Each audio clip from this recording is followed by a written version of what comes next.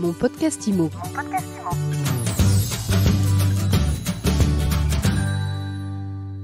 Et si c'était le moment d'investir dans l'immobilier aux États-Unis? Eh bien, c'est la question que l'on se pose tout de suite avec Laurent Demeure. Laurent, bonjour. Bonjour Ariane. Laurent Demeure, président de Coldwell Banker Europe Realty. Laurent, alors vous êtes fan de l'immobilier US? Déjà, je travaille dans un réseau américain, puisque Coldwell Banker est une entreprise à l'origine américaine, créée en 1906 et qui est leader du marché américain. Donc forcément, j'ai une vision exacte de ce qui se passe là-bas. Et je suis fan aujourd'hui de l'investissement aux États-Unis, car nous avons un dollar qui est très faible. Nous avons un dollar qui aujourd'hui est à 1,2 par rapport à l'euro. Et c'est donc un moment, si on achète sur le marché américain, sur un marché qui est toujours porteur et liquide, on a une réduction de 20% par rapport aux citoyens américains, grâce à la devise euro. Donc en fait, vous avez un raisonnement financier en disant, voilà, on joue sur l'écart de change. C'est pas un effet Biden sur l'immobilier? C'est pas un effet Biden sur l'immobilier. En revanche, ce qu'on voit, c'est qu'avec aujourd'hui, Biden alimente énormément en liquidité des États-Unis avec un énorme plan de relance. Et ce plan de relance crée de la liquidité, crée de l'activité. Donc on a cette liquidité qui se déverse aussi dans l'immobilier. Donc sur les programmes neufs et l'immobilier américain, nous attendons une progression importante des prix dans les ans qui viennent. Et on a la possibilité en même temps, c'est que le dollar s'affaiblit compte tenu de cet afflux de liquidité.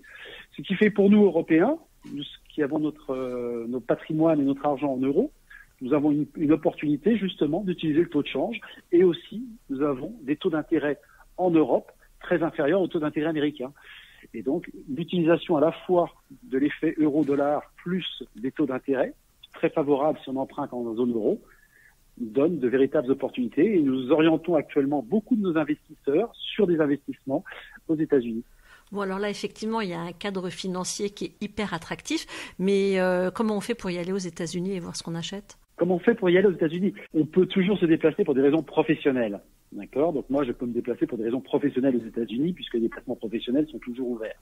Ensuite, pour quelqu'un qui veut faire un investissement, bien évidemment, mieux vaut aujourd'hui qu'il a eu ses 2 doses de vaccin pour pouvoir voyager. Cela simplifie beaucoup les choses.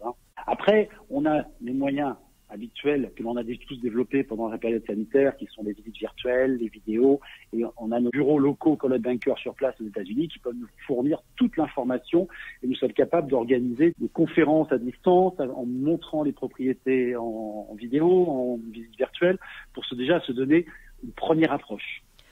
J'invite évidemment toujours quand même à valider du point de vue physique avec un déplacement dans l'idéal. Qu'est-ce que vous envisagez, sur quoi vous tablez au niveau espérance de plus-value, et puis sur quel marché vous orientez les investisseurs français? Alors nous, on a tendance aujourd'hui à privilégier pour des investisseurs français la côte Est, puisque c'est plus facile d'accès s'ils ont besoin de se déplacer, que la côte Ouest, évidemment. On privilégie, on va dire, 3 villes, on privilégie Boston, on privilégie Manhattan et on privilégie Miami Beach particulièrement. 3 marchés différents. Ce qui est important de voir, c'est que le marché de Manhattan est bien reparti, surtout sur les locations de luxe, où elles ont repris à la hausse, là, très récemment.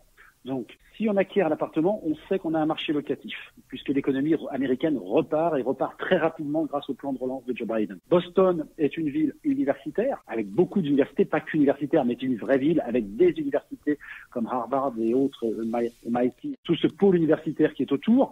Donc, quand l'année prochaine, les étudiants qui auront été vaccinés pourront reprendre les cours, les professeurs, et reviendront physiquement sur Boston, et donc, à partir de là, le marché locatif va repartir.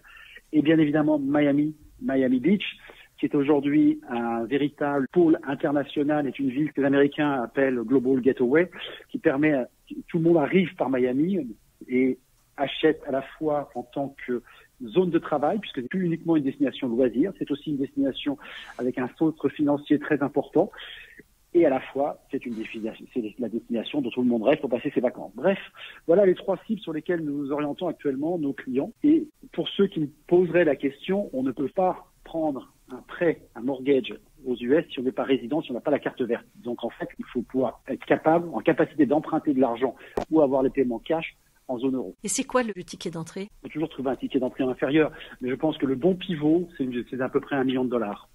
Et $1 million aujourd'hui, dans le marché d'aujourd'hui, c'est 800 000 euros. Donc $1 million, c'est 800 000 euros. Et c'est quelle rentabilité? Bon, on vise du 4%. On vise du 4% et on bénéficie de l'effet dollar. On bénéficie de l'effet dollar parce qu'on vise un taux à 4%, mais nous, on emprunte l'argent en zone euro. Mettons à 1%, 800 000, ça fait 8 000 euros d'intérêt annuel pour un retour sur investissement de 4%.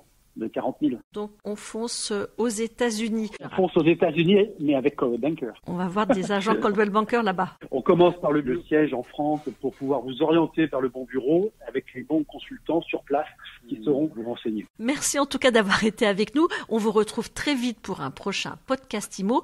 Et je rappelle que vous êtes le président de Coldwell Banker Europa Realty, mais vous parlez aussi très bien des États-Unis. Et tiens, Laurent, j'ai une dernière question. Est-ce que vous vous êtes abonné à mon podcast IMO? Oh, forcément, rien, j'espère. Ben, j'espère aussi. Je le suis toutes les semaines quand même. C'est tous les jours, Laurent. Mais je vous invite à nous laisser des commentaires, des étoiles. Et je vous dis à très vite. À très vite. Mon podcast IMO. Mon podcast IMO.